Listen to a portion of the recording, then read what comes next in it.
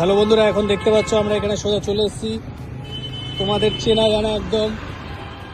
এই হলো ডিবাপি বিরিয়ানি, মানে যেটা অনির্বাণদার বিরিয়ানি এখন হয়েছে নতুন অনির্বাণস বিরিয়ানি।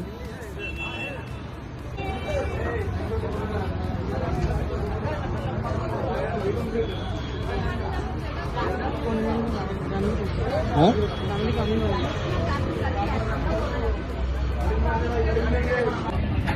বন্ধুরা এখন দেখতে পাচ্ছ আমরা সোজা এসেছি কোথায়, অনির্বাণস বিরিয়ানিতে। এই নামটা দেখে নাও, প্রচুর লাইন, জাস্ট লাইনটা দেখো।